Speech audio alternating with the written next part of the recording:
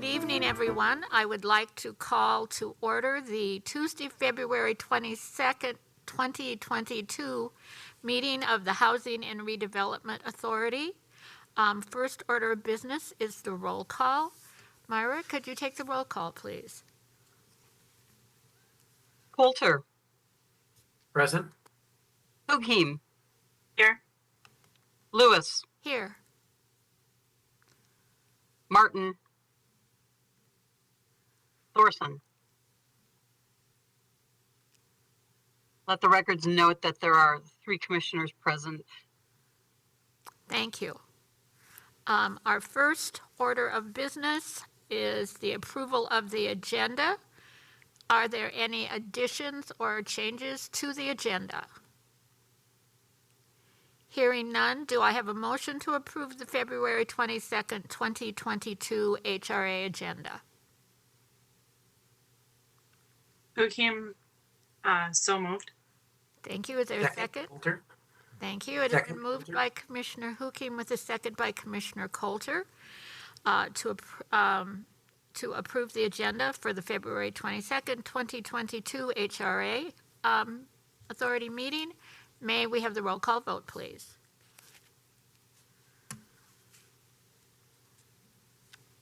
Coulter. Aye. Hugheim. Aye. Lewis. Aye. And Thorson. No Thorson yet. Motion passed 3-0. Thank you. Moving next to item number 3, approval of minutes. The first item would be 3.1, approval of the January 6, 2022 HRA Board Planning Commission concurrent meeting synopsis. Are there any changes or corrections to the synopsis? Hearing none, is there a motion to approve the January 6, 2022 HRA Board Planning Commission concurrent meeting synopsis? So moved. Coulter. Thank you. Is there a second? Second, Hugheim. It's been moved by Commissioner Coulter with a second by Commissioner Hugheim to approve the January 6, 2022 HRA Board Planning Commission concurrent meeting synopsis. May we have the roll call vote, please? Coulter. Aye. Hugheim. Aye. Lewis. Aye. Motion passed 3-0. Thank you. Moving on to item 3.2, approval of the minutes of February 8th, 2022, the HRA Board meeting minutes. Are there any corrections or additions? Hearing none, is there a motion to approve the February 8th, 2022 HRA Board meeting minutes? Hugheim, so moved. Thank you. Is there a second? Second. Coulter. Thank you. It has been moved by Commissioner Hugheim with a second by Commissioner Coulter to approve the February 8th, 2022 HRA Board meeting minutes. May we have the roll call vote, please? Coulter. Aye. Hugheim. Aye. Lewis. Aye. And Thorson indicated he was back in. Commissioner Thorson? Aye. Motion carried 4-0. Thank you. Moving on to item number 4, organizational business. Item 4.1, 2021 year-end HRA budget adjustment. May we have the staff report, please? Thank you, Chair Lewis. Erica Coleman, HRA Administrator. Our accountant, Mary Lee, is available to provide the update on the 2021 year-end budget adjustment. Mary?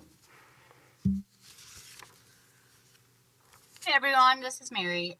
So at the end of the year, we do compare the 2021 actuals of revenues and expenditures of the HRA. If there is a need for a budget adjustment, then we request it at the end of the year. What happens is if there is a budget line item that was underspent, then we'll take it from there and adjust it to one that was overspent. Otherwise, if there's any areas that were overspent, then we do decrease the fund balance. But overall, there should be enough to just make that budget adjustment to cover any expenditures. Thank you, Mary. And so, Chair Lewis and Commissioners, we are asking for a motion to adopt the resolution approving 2021 year-end budget adjustment request by the Housing and Redevelopment Authority in and for the City of Bloomington. And both Mary and I are available to answer any questions should you have any. All right, thank you. Is there a motion to adopt the resolution approving the 2021 year-end budget adjustment request So moved. by the Housing and Redevelopment Authority in and for the City of Bloomington? So moved, Thorson. Thank you. Is there a second? Second, Coulter. Thank you. So it has been moved by Commissioner Thorson with a second by Commissioner Coulter to adopt the resolution approving the 2021 year-end budget adjustment request by the Housing and Redevelopment Authority in and for the City of Bloomington. Is there any are there any questions? Is there any discussion? Hearing no discussion, I will now call a vote on the motion to adopt the resolution approving the 2021 year-end budget adjustment request by the Housing and Redevelopment Authority in and for the City of Bloomington. May we have the roll call vote, please? Coulter, Aye. Hukim, Aye. Lewis, Aye. Thorson. Aye. Motion passed 4-0. Thank you. Moving on to new business, item 5.1, 8200 Humboldt Avenue South Development Agreement. May we have the staff report, please? Thank you, Chair Lewis, members of the board, Erica Coleman, HRA Administrator. I'm actually going to request that this item be continued to the next HRA board meeting, as it is a request of the developer. They will be going through a comp plan amendment request to the City Council, as well as the name in which the development will be completed under will be updated to an entity created for this development. And so I'll just let you know that we'd like to continue this to the next HRA board meeting. All right, thank you. Do I have would need a motion, correct? To continue it?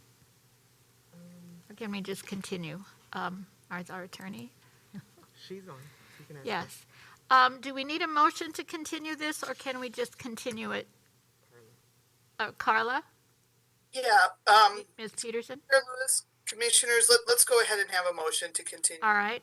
Do I have a motion for a continuation on the 8200 Humboldt Avenue South Development Agreement? I'm Commissioner Thorson here. I move for a continuation. Do we have a date certain yet? Yes, it'll be Chair Lewis, Commissioners, Commissioner Thorson. The next HRA board meeting is on March 8th. All right, so I would move for a continuation to March 8th, to our March 8th board meeting. Thank you. Is there a second? Hukim seconds. Thank you. It has been moved by Commissioner Thorson with a second by Commissioner Hukim to continue the 8200 Humboldt Avenue South Development Agreement until the next HRA meeting on March 8th, 2022. May we have the roll call vote, please? Coulter, Aye. Hukim, Aye. Lewis, Aye. Thorson. Aye. Motion passed 4-0. Thank you. Now moving on to discussion items number 6. The first is 6.1, hotel and office conversion discussion. May we have the staff report, please? Yeah, thank you. This is Sean James. I'm a long-range planner with the city. Good evening, Chair Lewis and members of the board. Can you hear me okay? Yes. Okay. So I have a couple slides. Let me see if it's possible to present. I think so here. So there was a lot of background information provided in the attached staff report. and PowerPoint slides that I provided in the agenda. But I do want to frame up the discussion here quick with a couple slides on hotel and office conversions to residential type uses. And in general, the big question is, should the city encourage, remain neutral, or discourage these conversions? And so usually the way our code is, we have certain multifamily standards, and projects aren't always able to meet those standards, and it requires some back and forth with developers on what kind of flexibility could be achieved through the code. And it helps staff if we have some kind of direction up front here, what we would support and what we wouldn't support. So that's why this project has come about. It's also come about largely in part because of the pandemic. And with the pandemic, hotels saw a sharp drop in occupancy, and we had several in the city, and I've heard elsewhere too that hotels have started to convert to a residential use. And it makes sense, right? They're already kind of living units. They're set up for living, connected to utilities. But there's a number of factors that come into play. One is the market. Is the demand strong enough, and how low is the hotel selling for? We don't really control that as much. Structural component is another piece of it. Can the building itself be converted easily? Does it have those utility hookups?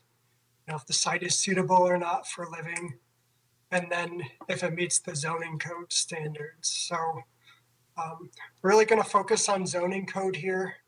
And I'll say up front, this is a map of the hotels in the city.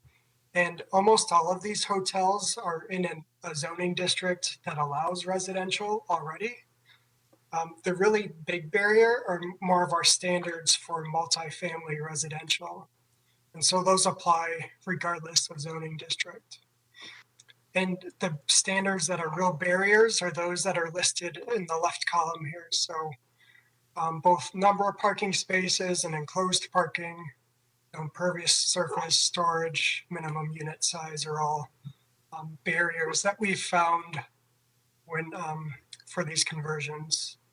So there is ways, I mentioned, to achieve flexibility in the code, and that's done in a couple ways. So one is through our affordable housing ordinance. And just by meeting that ordinance, by providing the affordable units, applicants can receive this amount of flexibility in the column shown here for each of these standards. So this is a percent less than what the code requires. And then if they provide the maximum amount of flexibility, this is how much deviation from the code would be allowed. So you can see even with enclosed parking, if it's the max flexibility, then that standard just goes away. It's 100% deviation. So really through this flexibility, it's quite generous. If a project was able to achieve the maximum affordability, they could probably get the flexibility needed for the project. The difficulty is achieving that max affordability. It's really difficult, and for all of these, it means achieving 30% AMI units, and so many of those. So it's difficult for almost every project. If the OHO code flexibility isn't enough, then sometimes plan development flexibility is an option. And that's kind of more case-by-case basis. It requires more back and forth with developers and with planning commission on what would be approved. But we often look at what's been approved in the past. So even with Crown Plaza, that was a partial conversion. They needed additional room size deviation for that project. So let me jump ahead here. So the previous slide was more about where zoning allows residential, but We also have a few hotels where zoning doesn't allow residential. Now, some just can't have it because they're in the airport runway district, but there's others that if they were rezoned, they could potentially allow residential. And Planning Commission saw this last week and thought that some of those hotels along 494 were better suited if there was a rezoning request. Staff tends to agree too. And there is one hotel along 35 that's kind of the outlier there. But that's kind of more suited in an industrial area, so maybe less suitable for rezoning to residential. So I mentioned this one to Planning Commission, and it'll go to Port and the Council in April as study items. But the questions here are kind of twofold. It's the big question, should we encourage conversions or not? And what does that mean? So, where the zoning allows residential, do we want to create new flexibility in the code? Should we be looking at new standards specific to conversions? There's some downside to that too. By creating flexibility for conversions, it might detract from potential affordability, since a lot of projects, with affordable projects, they can get that flexibility needed anyway.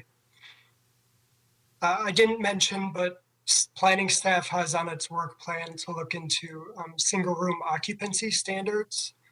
So that's more of where the each tenant has their own bedroom area, but then they have shared common areas for kitchens, maybe bathrooms and other common space. So you can imagine maybe hotels would be a better fit for something like the SRO type of dwelling unit.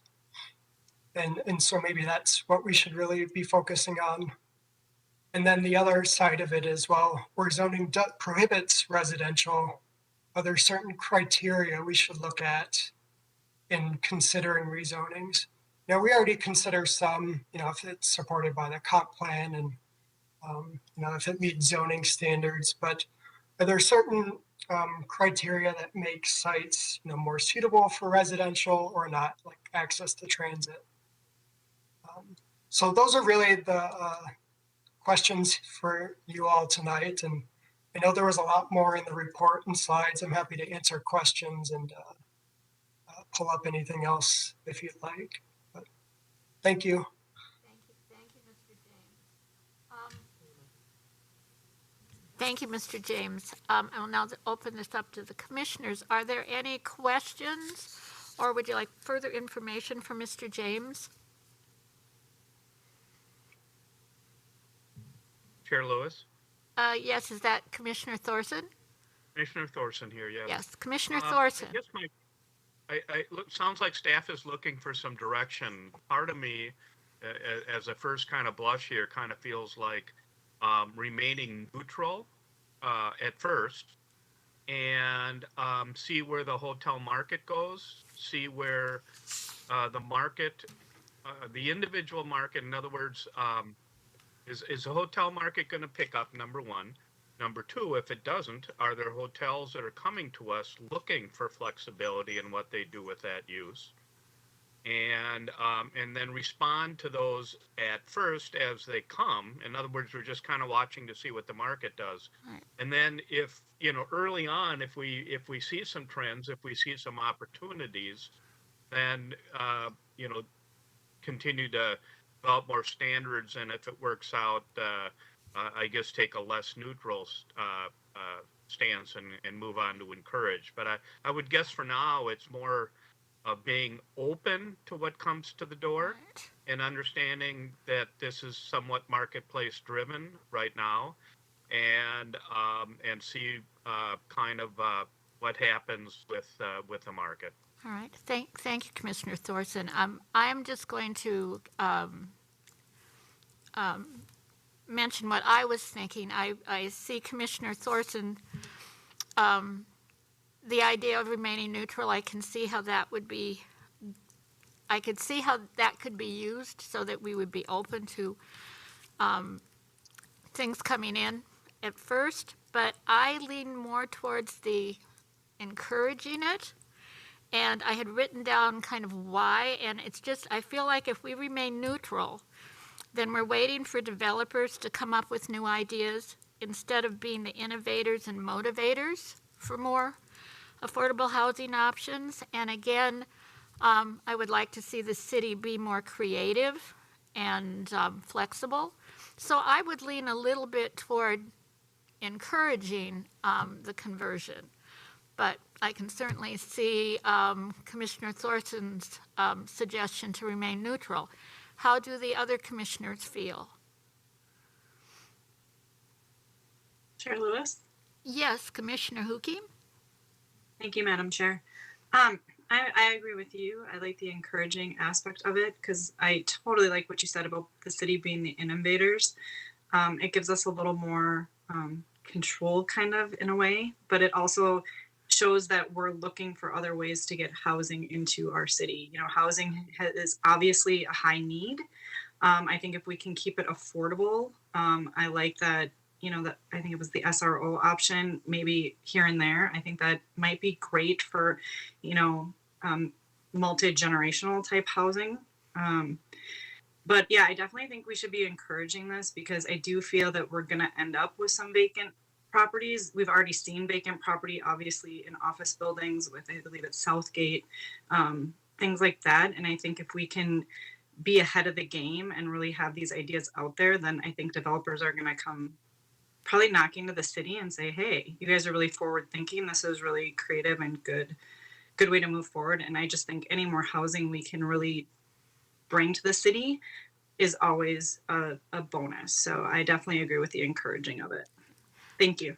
Thank you, Commissioner Hukim. Are there any other comments? Madam Chair? Yes, is that? Oh, Commissioner Coulter? Was it making sure I'm hearing the right person? Yes, thank you. No, I would say I'm generally in agreement with you, Madam Chair, and Commissioner Hukim. I think to the point that Commissioner Hukim just made, I don't think it's really much of a question that we are going to see vacant hotel properties. To me, it seems the debate is probably more the extent to which we will. And I'm assuming sort of the process that these would go through. I mean, there may well need to be rezoning, but at the very least, there would be redevelopment and there would be plans that would have to be approved by the city council and all of that. So it's not, I'm assuming, and maybe Mr. James, you can correct me if I'm wrong, but it's not as though this would be a staff approval. Yeah, thank you, Commissioner Coulter. So that's correct. Residential is a permitted use in a lot of the zoning districts. However, you know, pretty much any project is going to need code flexibility, which is then council approval. So, right, I think anything we see will require a public hearing and approval. Sure, and I guess I would say to the extent that may not be possible, we should probably, the standards should probably be set up so that it does have to require a public hearing and council approval and all of that. Because I think that's going to be a significant change, and I think the community is going to want input on that. The questions I have, and these are not questions I'm expecting answers on tonight, is do we have a rough idea of sort of what the demand is for these conversions right now? Understanding that development in many ways is not necessarily where we expect it to be in the future. But I've got to think there's probably some demand for them even right now.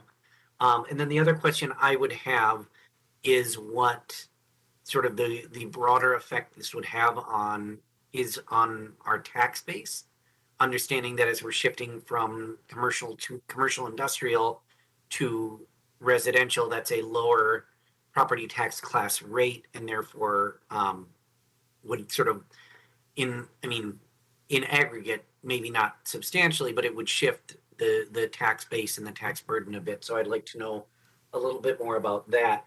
But I think the SRO, I think that's a really strong possibility. I think that's that makes a lot of sense, just given sort of the architecture of hotels as well. So I think this is something we should be ready to go on, and ready to work with folks on.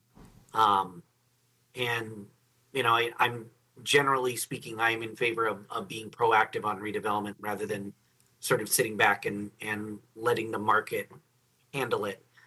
Because lest we forget, governments are market actors too, right? We set the rules, and we have a role to play here. So I think this is something that we should definitely look at, and something I'd be definitely interested in moving forward on. Thank you. Thank you, Commissioner Coulter. Are there any other comments? I think this was a really interesting item, a really interesting study item, and I will be anxious to see where we go on it as we go in the future. So thank you, Mr. James, for your report. Thank you so much. you. I am now moving on to, I've lost my agenda, guys. On to discussion item 6.2. Do we have any discussion items this evening, Administrator Coleman? Thank you, Chair Lewis. Just one, I just wanted to let the HRA Board Commissioners know that on the 28th, so next Monday, I will be taking the HRA Board Work Plan, 2022 Work Plan that was approved by you all, to the City Council as an informational item. I will also be including the 2021 accomplishments of the HRA Board. Thank you. Thank you. That's good to know. Now moving on to item 6.3, Commissioner questions and comments. Does anybody, this opportunity for any commissioners, if they want to comment or have a question?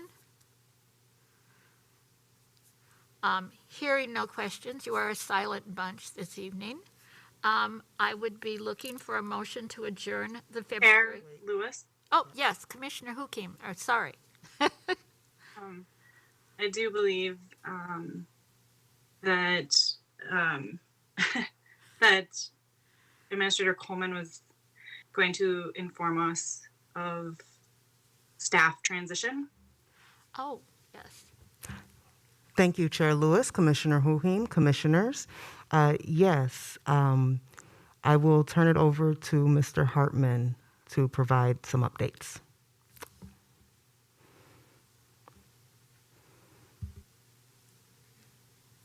Thank you, Erica and commissioners.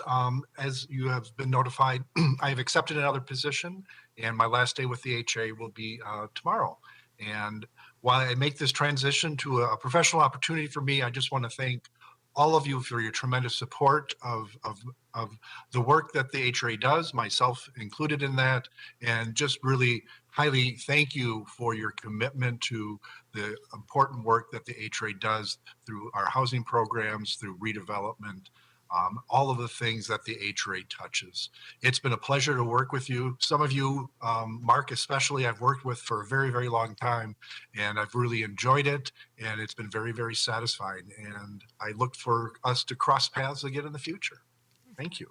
Thank you, Mr. Hartman. I know I will miss you. We've had some opportunities to go to conferences and things together, and it has been wonderful. So we'll miss you, but good luck. Madam Chair? Yes, Commissioner Coulter. I wanted to take the opportunity while he was still here to thank Mr. Hartman for his service to the city of Yes. Bloomington. I had the chance to talk with him face to face on Saturday and tell him personally, but I wanted to say so in the public meeting as well, that I have really truly enjoyed working with Mr. Hartman. I found him to be knowledgeable and responsive, and just the model employee. What I think we should expect from our city employees. And I will tell you as well that I have learned quite a lot about housing from him, including even in my graduate work, where one of the first assignments I did, I actually interviewed him on the nature of the affordable housing crisis. So I am sorry to see you go, but our loss is their gain. Yes. So I am excited for the work that you're going to do. So thank you again, Brian. Thank you. Chair Lewis. Yes, Commissioner Thorson. Brian, I just want to say thank you for all your hard work over the years. It's been a pleasure working with you. And whatever it is, congratulations on your new position and moving forward. Yes, Commissioner Hukim. Yes, thank you, Chair. I just want to thank you, Brian, for your dedication and commitment to the city of Bloomington and especially the HRA. Your kindness and passion for the residents of Bloomington, and not just the residents, but the landlords that you work with as well. And the housing needs of our community has been undeniable.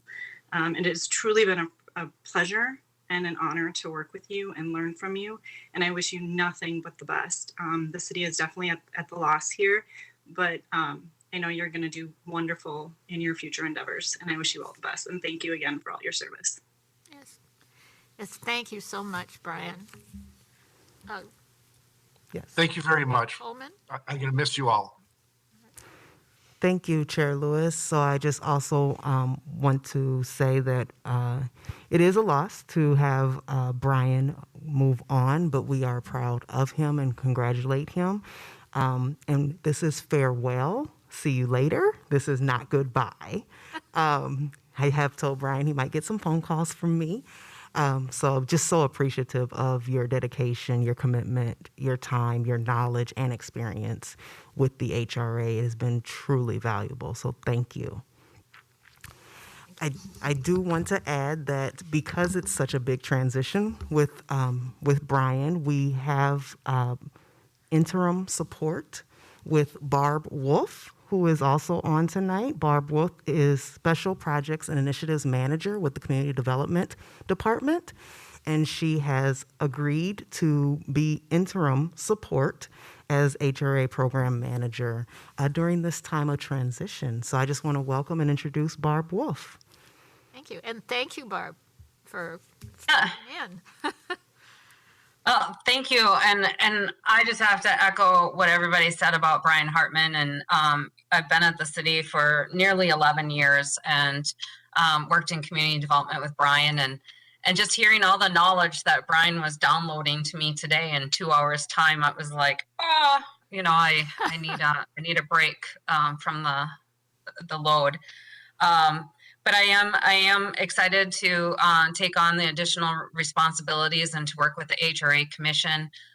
For most of you, I don't think I'm a stranger to the HRA, so you have seen me around before. And I have a lot of experience in leadership and management and a very good high overview of HRA. So I'm excited to dig in and up for the challenge. And just like Erica said, we may have a few phone calls to Brian just because there is such that deep knowledge at the city for all the time that he's been here. So thank you. And I look forward to working with everyone throughout this year. Thank you. Thank you for stepping in. I will now move on to item 6.3, which is the Commissioner. Are there any other comments or questions? This is Commissioner's opportunity before we go to adjournment. Hearing none, do I have a motion to adjourn the February 22nd, 2022 HRA Board meeting? So moved, Coulter. Thank you. Is there a second? Second, Hukim. All right, it's been moved by Commissioner Coulter with a second by Commissioner Hukim to adjourn the meeting. May we have the roll call vote, please? Coulter, Aye. Hukim, Aye. Lewis, Aye. Thorson. Aye. Motion passed 4-0. We adjourn the meeting at 6:35. Thank you.